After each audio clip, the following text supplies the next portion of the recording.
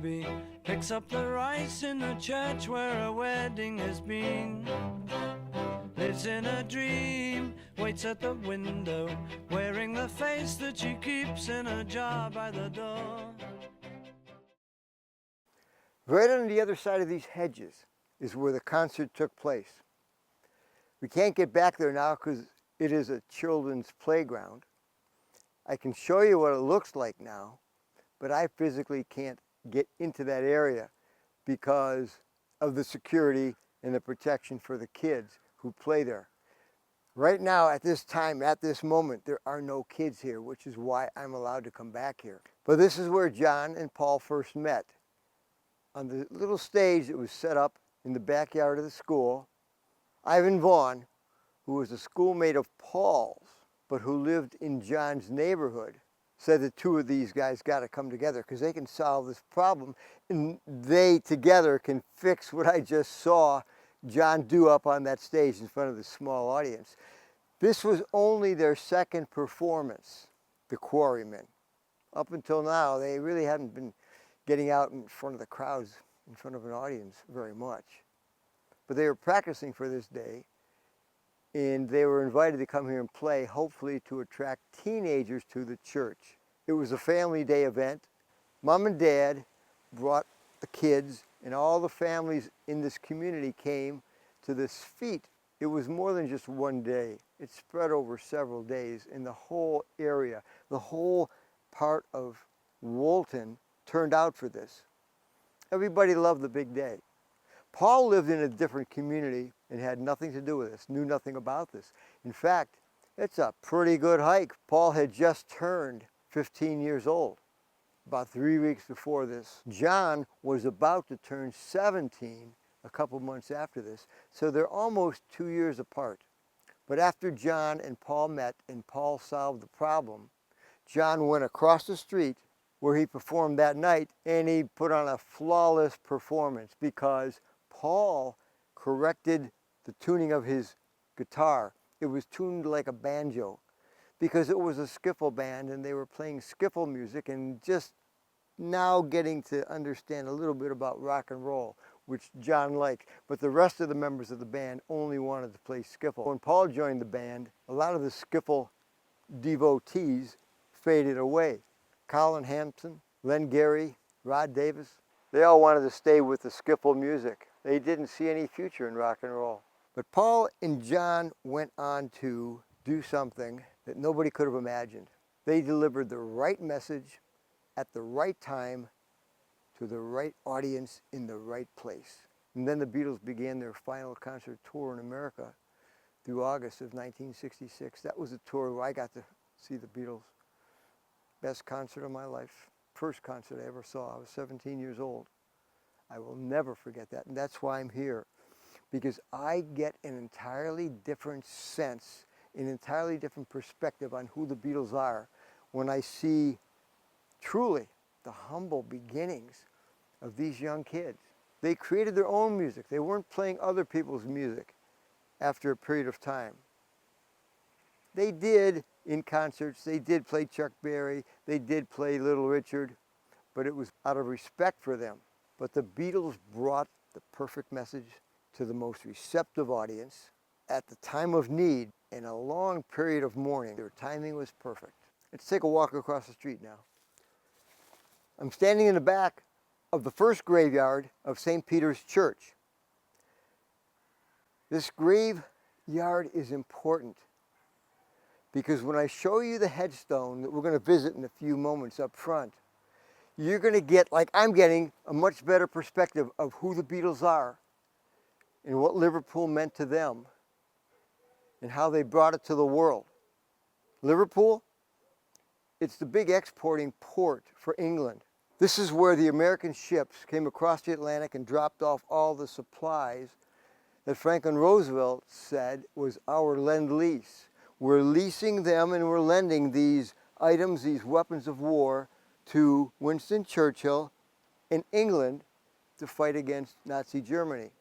I want to take you up front a little bit towards the road and show you a headstone that now that I've been here means a lot more to me than it did before. Let's take a walk.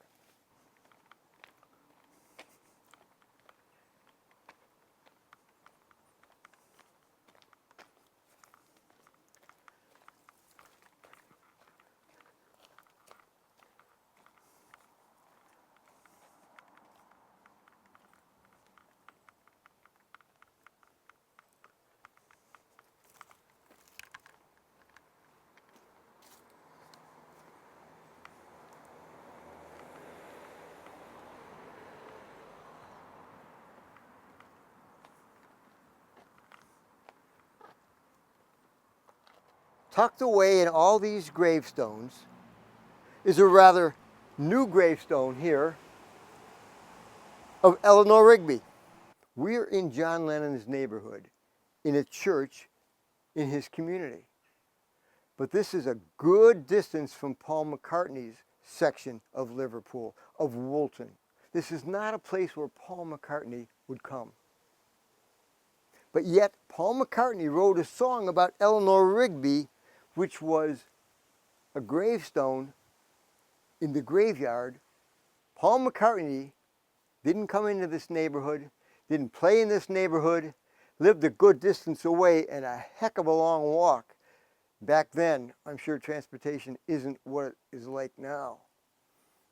But way back then, there's no way that Paul would have come down here. It was part of him that he wanted to take with him from Liverpool and take to the world, and he did it. Paul McCartney could have taken a song from his neighborhood and brought it to the world, but what he did is really something special, now that I understand it. He took a memento, he took something, he took part of that day that he met John in this schoolyard. He took Eleanor Rigby, nondescript, but nonetheless a member of this community. Someone who was buried here even before Paul McCartney was born. She was buried here a month after Hitler invaded Poland. It's amazing. To me it is. To me this is really significant that Paul would do this. Paul said he wrote some silly love songs and some things that didn't really matter that much. Forget about the words. We're nothing but a rock and roll band. And he's right.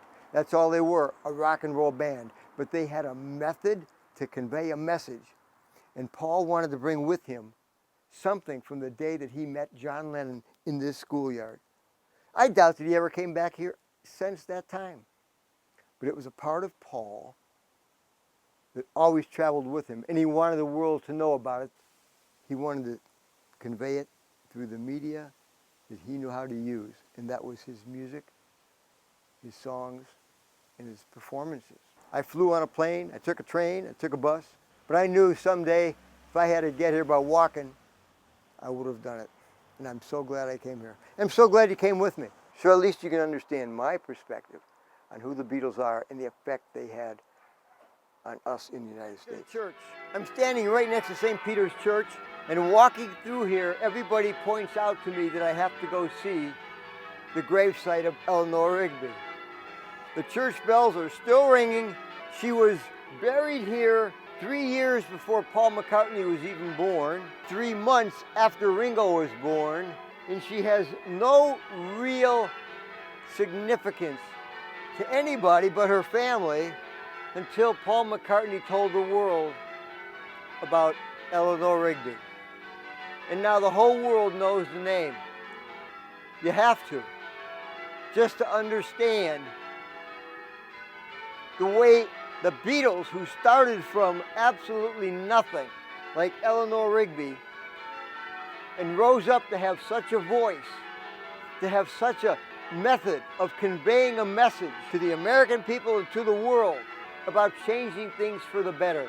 And as John Lennon eventually asked us, just imagine all these things. He recognized in the spring of 1966 that the Beatles had more popularity. Not that it was right, and not that he was bragging about it, but the Beatles had more popularity around the world than Jesus Christ. And that was actually ironic and something of a shame.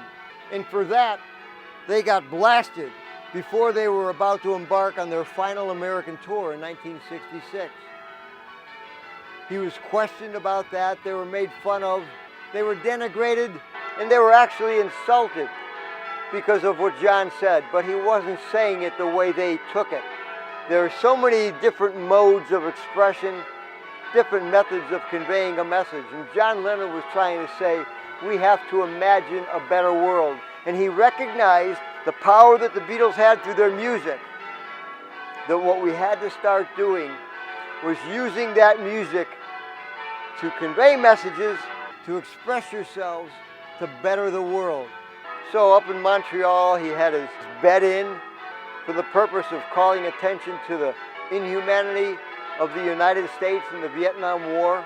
I remember Petula Clark stopped by to visit John in bed, as so many of his other friends did. He didn't want to leave that bed for a week so that he could protest what was happening on the other side of the world. But he knew that with his fame, which exceeded Jesus Christ, he said, he could use it to do things that were actually very Christian, very much Christ-like. And that's what John was doing, and that's what John was all about. And that's why it's so sad that his life ended suddenly and so savagely and inhumanely. It's a shame what happened. It's a shame that George is gone. Can you imagine those 4 young boys performing their music even to this day?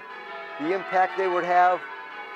But the music is still here, and I'm encountering people from all ages who love the Beatles, respect the Beatles, and came here to Liverpool on what they call a Beatles Week, which sadly is nothing but a commercialization.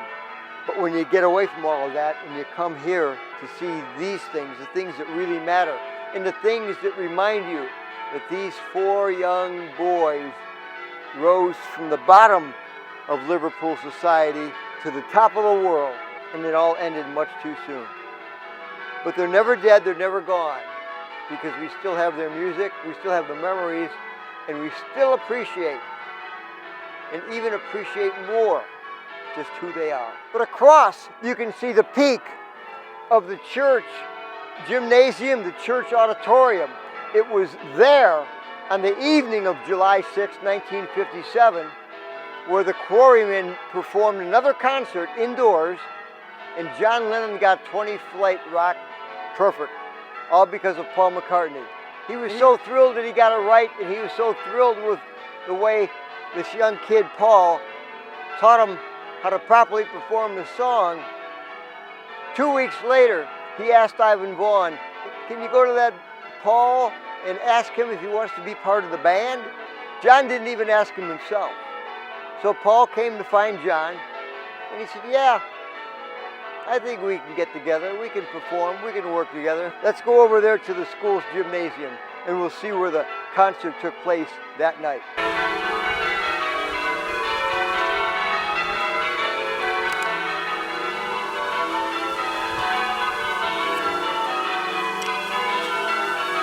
I'm at the back of St. Peter's Church, in the backyard of the church. You can hear the church bells behind me. This is where Paul McCartney was introduced to John Lennon on July 6, 1957. I was 8 years old, but at that time I didn't know that what was about to happen was the beginning of the changing of the world that we knew. The Beatles carried the right message to the right audience in the right location at the right time. It was perfect timing that the Beatles came to the United States on February 7, 1964. It was exactly 74 days after we buried President Kennedy. Our entire nation was mourning. We were in a deep depression. We went from the youngest, most charismatic president who made us think that we were living in Camelot, and we believed in a new adventure, that the torch had been passed, and he was murdered. And in front of us, we saw a nation drifting into the Vietnam War, based upon lies and deceit. And across the Atlantic Ocean, there were 4 young guys, really big boys, not yet young men, who didn't know it, but they were about to embark on a long and winding road to change the world. And in 1968, John Lennon said to us, you say you want a revolution? And we answered, yes, yes we do. And by the end of the 1960s, it was all happening. It was totally different from what our fathers gave us coming home from World War II. My father served here in England, and then he went to serve in the Pacific Theater against the Japanese. And he explained to my brothers and I one day, we were about 10 years old, that General Eisenhower brought the boys home, ended the war. And our parents were so happy that they made him their president.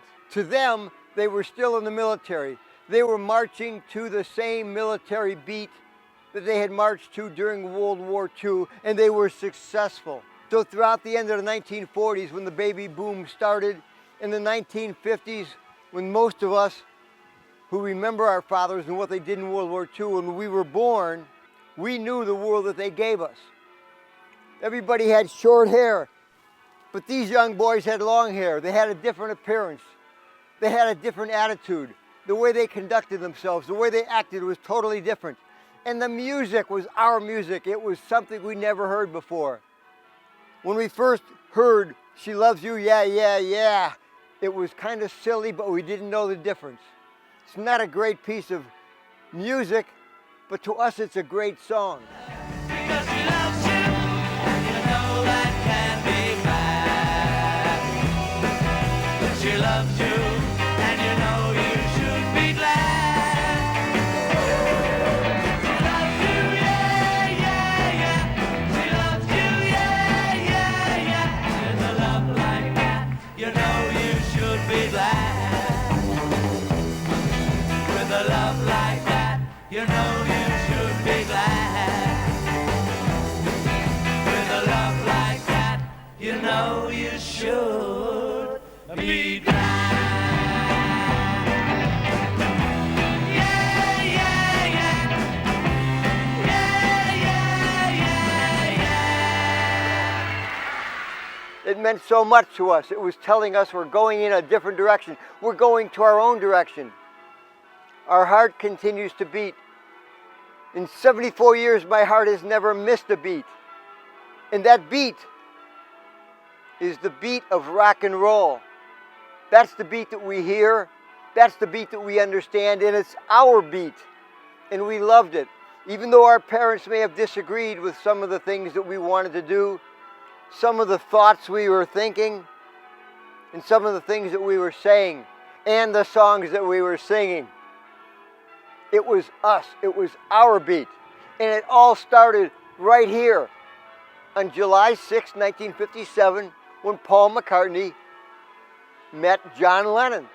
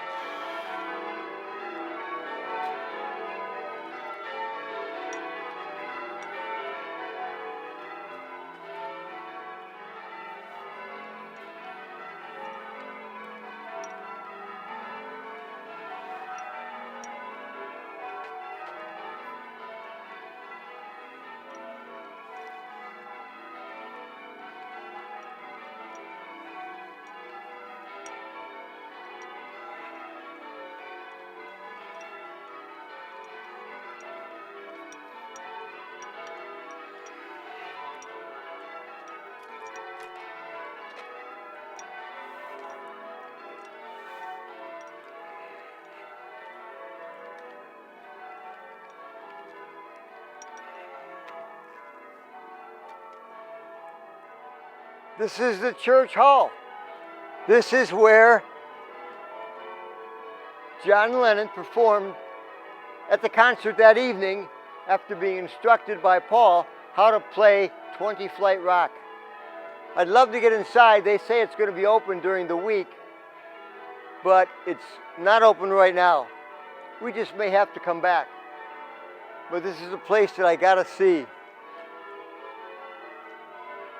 You cannot imagine what it feels like. Thank you, John. What it's like to stand here and to recognize what occurred here. The significance of this place, not just in rock and roll history, but in American history. British history too. Now this is the plaque on the wall that talks about that famous day here at the church hall.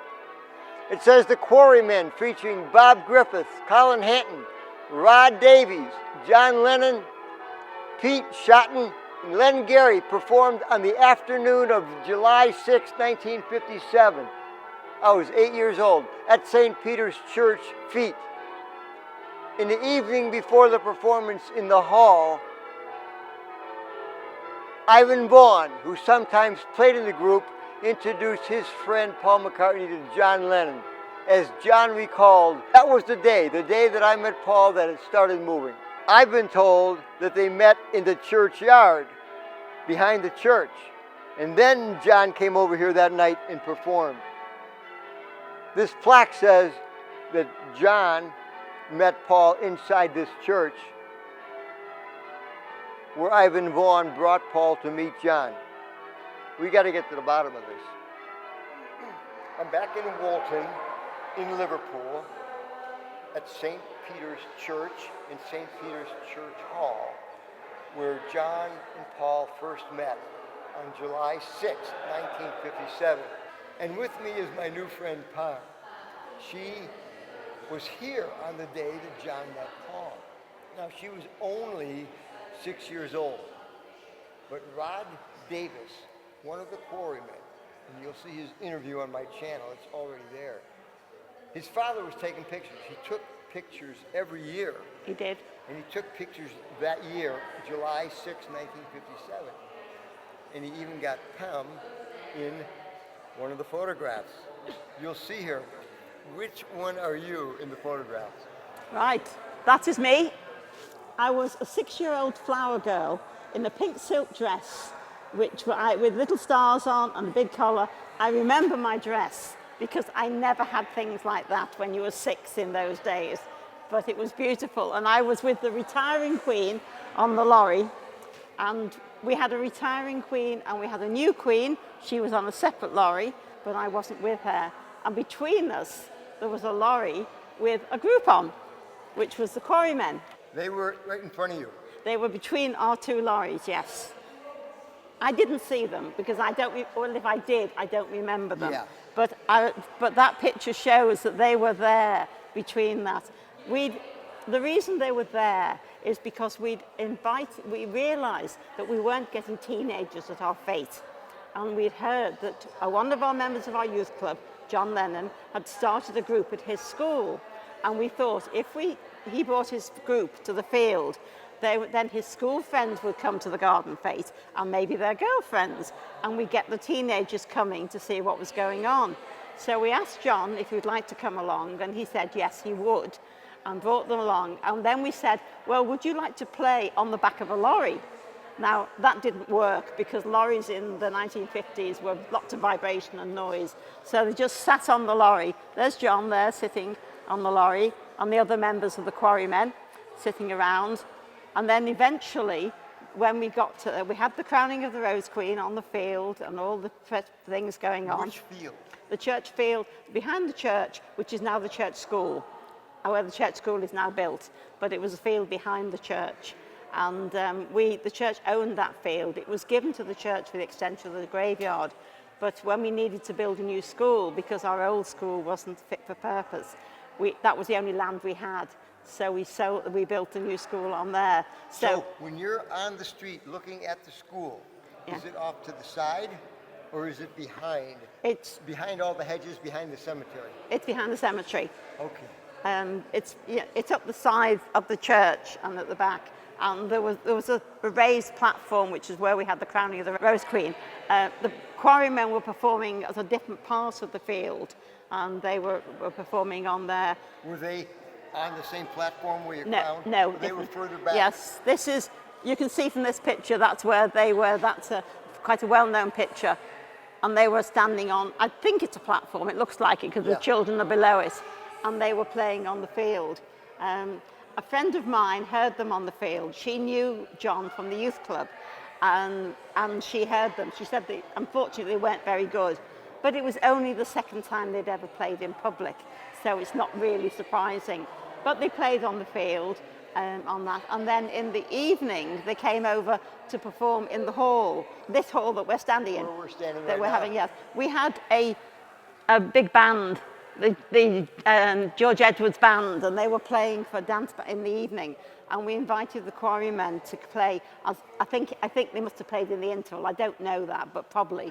And they were playing. So it was when they were rehearsing for that in the hall that they were sitting there getting ready what they were going to play, and that was when Ivan Vaughan brought Paul to meet John. That's when Ivan Vaughan brought his friend. Yeah. They were schoolmates. Yeah. He brought him over to meet John because John messed up the song 20 Flight Rock during the afternoon session. I mean, I think it wasn't because, I think my understanding is that Ivan had always wanted his 2 musical friends to meet, and he knew they were both great musicians, and he wanted them to meet. But because he knew one from school and one from home, they hadn't got together, and he made the effort that day to bring Paul to hear John on the field, and then to bring him to meet him, to introduce him to John. Did you know Ivan? Did you know Ivan? No, I didn't know any of them. But the thing is, what I understand is that Paul, as you say, had heard them on the field, and he told John that his guitar was out of tune. And John said, so I understand, that he can only tune it like a banjo, because that's the way his mother had taught. No, that's the way his mother had taught him to play guitar. Oh. He'd only ever been taught a banjo, and he tried to transfer that to a guitar, so he could only deal with it like a banjo. And so Paul took his guitar, turned it upside down, and tuned it, and then played two of John's favourite tracks. Which one you were saying? 20 Flight Rock. And he played them, and my understanding is that John was rather flabbergasted by this lad who was 2 years younger than him, and yet knew all the words, and could play all the chords, because John could only play 4 chords. So he was flabbergasted, and nothing really happened that night because Paul had to go home. It was his father's birthday the next day, and it was his first birthday after his mother's death. So Paul was expected to go home. So he just stayed a short while. So the next day was Paul's father's birthday, July 7th. Yes. That's also Ringo's birthday. Oh, is it? I don't know. Yeah. But anyway, but then a couple of weeks later, one of the members of the Quarrymen, and I can't remember who it was, stopped Paul in the village and said, John has asked us to invite you to come and join the Quarrymen. Because Paul was at the Liverpool Institute, which is a completely different school to Quarrybank, and Quarrymen was from Quarrybank School. So, but they invited him to join anyway, and that's when things all started. Where was the stage set up? Here in the auditorium? The stage that they played in would have been in here, across that wall there. Right, the stage was set up right the way across the hall. You can see on here where the marks are, where the stage used to be. And again, you can see it on the other walls. So it was right across here. Oh, the stage extended all the way out to here. Yes, and it extended more or less to the door here. Yes. So right now I'm standing at the front of the stage. Yes, yes. I mean, we don't know, at least I've never heard, whether they actually played on the stage or in front of the stage. But I know that when they were rehearsing, it was at the front of the stage. But I'm not sure whether they actually played on, because obviously with a big band, they may have been on the stage and maybe the group played in front. I don't know that. We'd have to check with Colin Hanton or somebody, but I don't know that. But yes, recently. But yeah, the stage was here. The reason the stage came down was that back in 2002, we were refurbishing the hall, and the stage wasn't being used much as a stage. And we have many children's groups in here. And the leaders of them were saying, the children are climbing on the stage and jumping off, particularly the boys. You know what boys are like. And somebody's going to get injured. Do we need to keep that stage there when it's not being used as a stage? And so we decided that was sensible. So we took the stage down. That's 20 years ago. This was, yes. And we took the stage down. And then we gave us room to put more storage at that end. But it wasn't used for health and safety for the kids, because kids, you know, they were terrified that somebody would do themselves some damage. Sure. And so we tried to take it away, and because the hall is in use every day. One of the pictures on the wall there is the fancy dress float, which my mum was in charge of, and you can see her on the picture. My twin brother was in the fancy dress. He's there on the picture. And so when we got these pictures, they were given to us by Jim Davis, and Jim Davis gave us these pictures. He found them in his loft. He didn't know he had them, and he found them and gave them to us, and they were showing something around. And I said, that's me on the lorry. And then I saw the picture of the fancy dress float. That's my mum, that's my brother. Now, as we stand here in the church hall, Yeah. where was that picture taken? In King's Drive, which is a road, if you go down from the church and turn left, it's a big, quite dual carriageway that goes down, and it was a house. Is that the first big drive that goes down? I just walked up there. Where the traffic lights are in the village, down the one that goes straight down past what used to be the pub on the right, but it's now a home. But it goes straight down. Big dual carriageway that goes down, and it was Jim lived there somewhere. I don't know where he lived, but he took the pictures. And every year he took pictures. When the procession went down the hill one year, and the next year it always went up the hill, because our parish is split into two areas. We have a bit up the hill and a bit down the hill. So they did it, sometimes they did it up the hill and round, and then sometimes down the hill and round. But that year it was down. But he took pictures of all these things, and it was sort of quite, and you know, he didn't know. I mean, the fact that his son, was on the lorry, the Quarrymen lorry, but he didn't remember he had it. It was only when I gather, when he looked at all the negatives and all the pictures, and suddenly saw the Quarrymen's lorry, he realised what he had. But I can't believe this. But you know, we're talking of probably 30, 40 years later. I mean, it's not surprising. Oh, that he discovered the pictures. He discovered the pictures. I mean, he discovered the pictures. So we've got 40, probably about 15 years ago. That he found them. So it's probably about 40, 50 after this happened. Yeah. So, you know, he just stored them in the loft and suddenly found them. So it was quite a surprise to everybody. But yeah, I mean, I don't remember the day, because except for my dress, I couldn't have told you it was that year. But as soon as I saw the picture, I knew it was that year. When you're living in history, you don't No, document it. You don't take the pictures. You don't. If you had known, you'd have shown up now, back then with a camera. Yeah, but the thing is, nobody knew that the Quarrymen would develop into something different. They never knew. The Quarrymen didn't know, and the people in the town didn't know that they were going to change the world. No, they didn't. Had no idea. They didn't. But it was, it's one of these things, and they've brought a lot of joy to the world and to things like that. And, you know, we like to share what we know about it.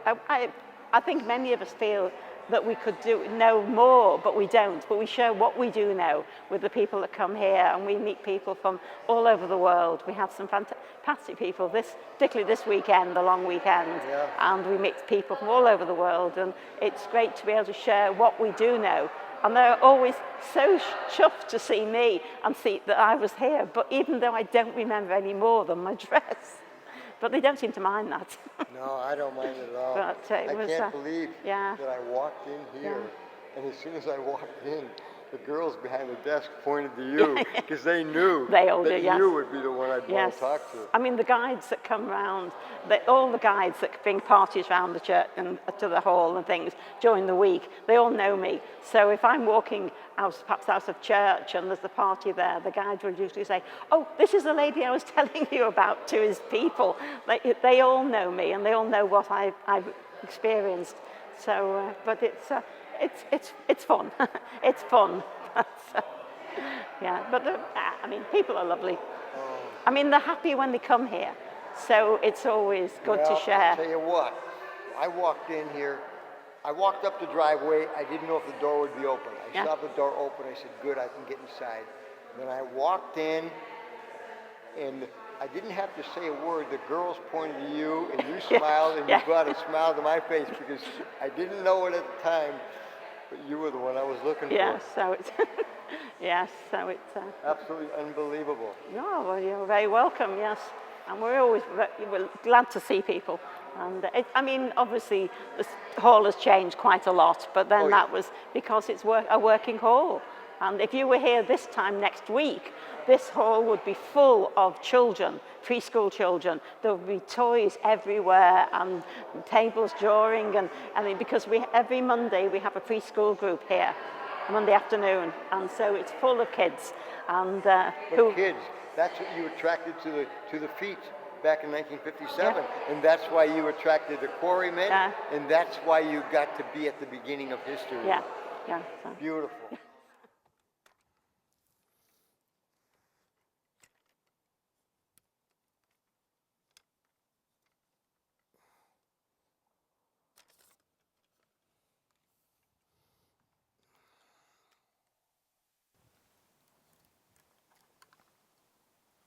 I was not permitted to come back here when I was here before because there were children in this school.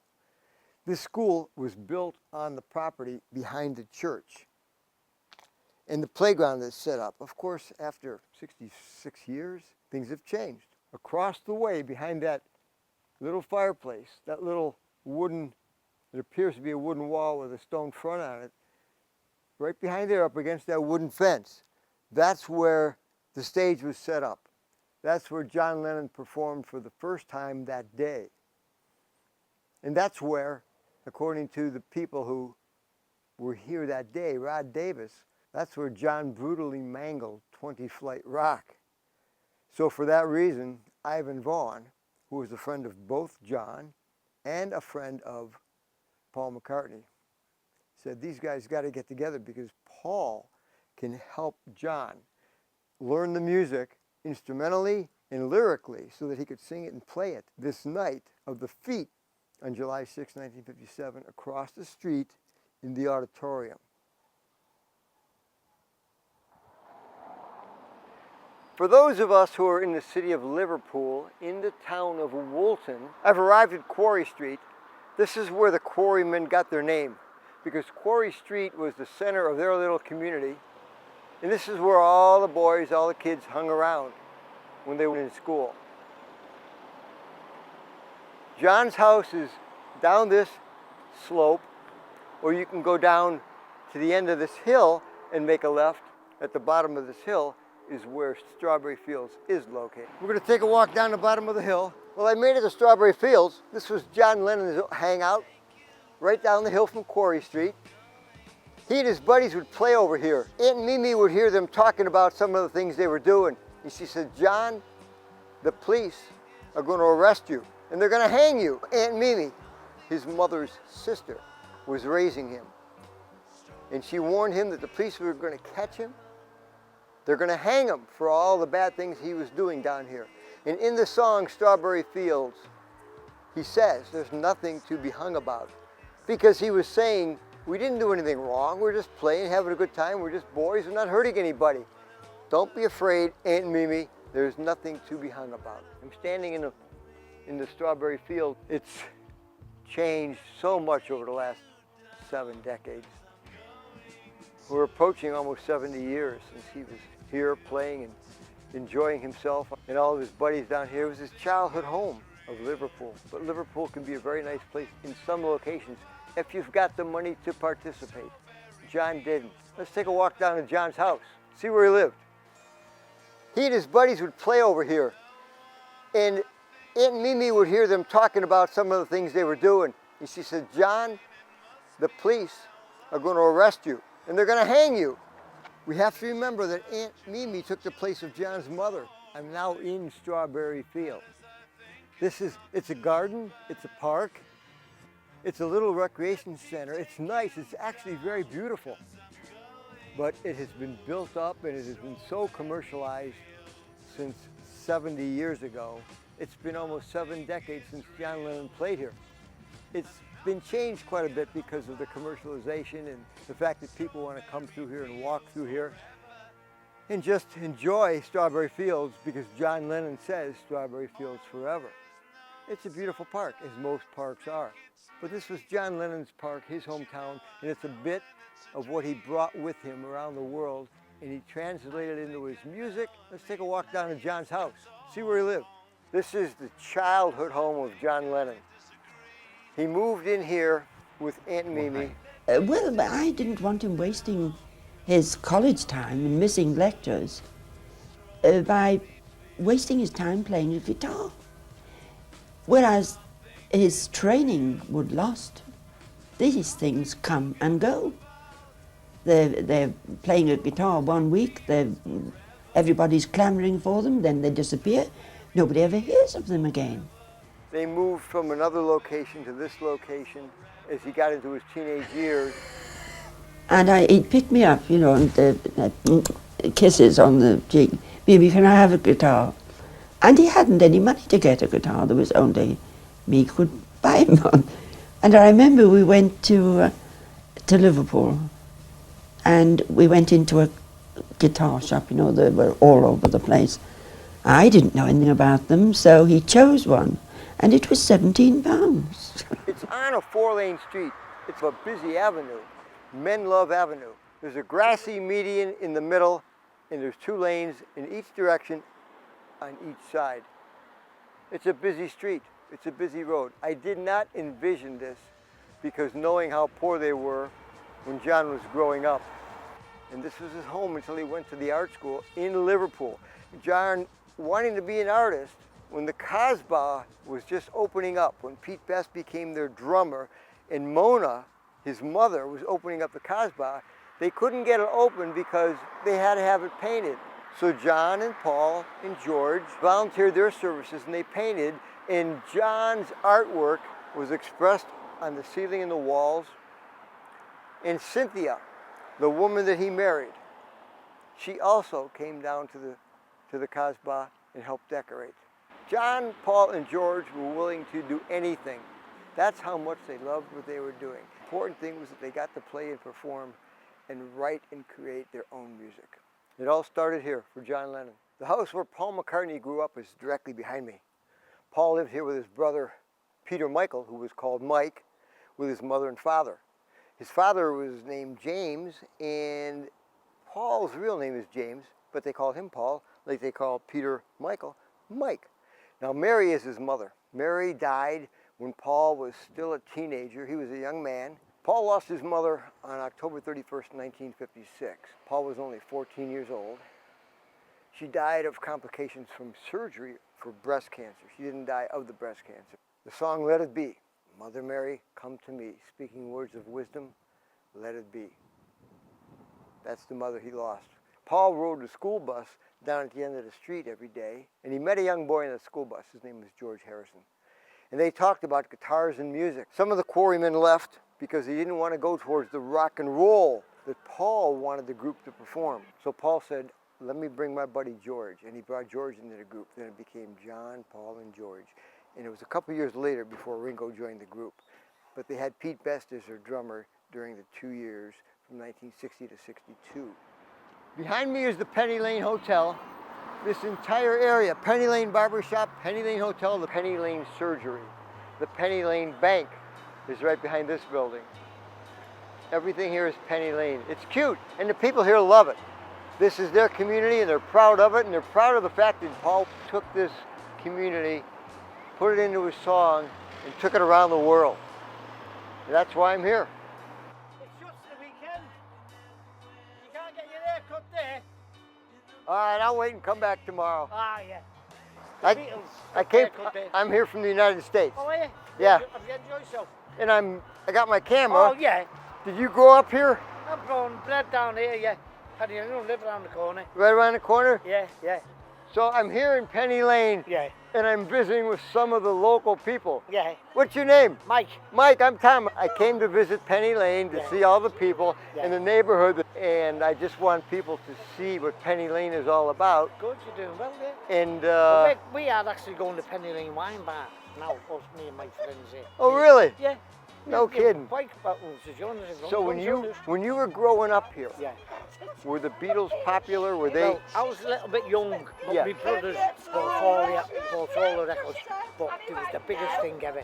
Yeah. But I got on it like when I was 10, and you get into it then, and the Beatles, even for me then, I was only young, like they're all 10, 12 years older than me, the Beatles, so I had other things to do, but I got right into it, So how did you feel about growing up in the same neighborhood where all of these guys, these 4 guys, changed the world? Yeah, well, what happened is Ringo Starr, he's from where I'm from, the south end of the city.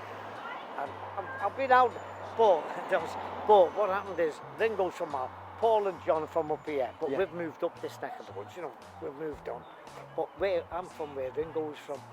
Did you know Ringo's family or anybody? The Starkeys, but never knew them personally. Yeah, but you knew who they were. We knew where he was, and they knew Ringo, and we knew everything about them, And then when I was just a little bit too young to really, but all my brothers was in some big time, the Beatles just changed everything about music. Oh, they did. They just changed everything about music. They did. When they came over to the United States, the place went crazy. It was mad, wasn't it? And Shea it- Stadium and all when they did Yes. that, like, yeah. I saw them perform one time, and it was my first concert. I was 17 years old, and it was the best concert I've ever seen. Nothing has come close. Because you'll actually hear it though. That's the thing, wasn't it? Oh, Doesn't yeah. matter, but, Oh yeah. yeah. Just seeing them, seeing those four young lads Yeah. walk out in the stadium and get up on that stage, and they had nothing other than their instruments and their voices Yeah. and their music, That's it, and nothing. we loved it, and it hasn't been the same since. No, it hasn't been seen. Nothing will No. change, will it? And I just love it. I had to come over here. I had to see where it all began. Yeah. Had to see how it began, and I'm so glad that you stopped to meet me and talk to Yeah, me. the barber shop. This is the barber shop. I have my hair cut in there once, and there's loads of Japanese people come over. And that's when and they all taking me photo. Oh, really? That's the actual barber shop, you know. And I go, Yeah. "Well, you know, with some canny, like I live around the corner. There's the bank about the bank. It's everything's here, and it's fantastic. And I'm made up you come over to see it all. Yeah. Because I love the Beatles, I do. Oh, I do too. The Beatles are the best band ever, I think so. Hey, there you go. But you're just like me. That's Yeah. exactly the way I Yeah, feel. but I just live around the corner. Yeah, I live on the other side of the Yeah, Atlantic yeah. Ocean, Yeah. and you live around Yeah, the corner, and we got the same attitude Yeah. about. Have you enjoyed it though? Have you enjoyed yourself being over there? Oh, I love it. We used to have a Beatles weekend every August bank holiday, and Liverpool City Council, decided to say, not everything's about the Beatles, we're going to have a music weekend, and opened it up. But we used to have Beatles bands from Russia, China, from everywhere in the world, and they come, and we had stages in town, Yeah. and they sang Beatles songs, and when you hear the Chinese people sing it, they sang like the Beatles, or the Russians, they just sound like the Beatles, even though, you know, you couldn't detect the accents. It's been a hard day's night, and it was fantastic, you know. Oh, yeah. And then all of a sudden they said, well, we're just going to call it a musical weekend and stop the Beatles weekend. But apparently this is the 45th one now that they're having, so I think there'll be something happening in sound like. Yeah, I've been Anyway. reading about it, and I'm sorry it's not the same event that it was. Exactly, It's it just was not fantastic, it's yeah. just not the same. Yes. Yeah. When that guy moves his car, I'm gonna go get my camera across the Yeah, street go there get it on, mate. and get a better Walk the shot. barber shop, Better shot. Anyway. Okay. listen, yeah. Hey, Mike. Thanks very much. Thank Yeah. you very much. Okay. I will. Thanks, buddy. Thanks for making it so nice. Nothing you can make that can't be made. No one you can save that can't be saved. Nothing you can do, but you can learn how to be you in time. It's easy. All you need is love. All you need is love. All you need is love. Love. Love is all you need. Nothing you can know that isn't known. Nothing you can see that isn't shown. No way you can be that isn't where you're meant to be. It's easy. All you need is love. All you need is love. All you need is love. Love. Love is all you need. Love is all you need. Love is all you need. Love is all. Love is all.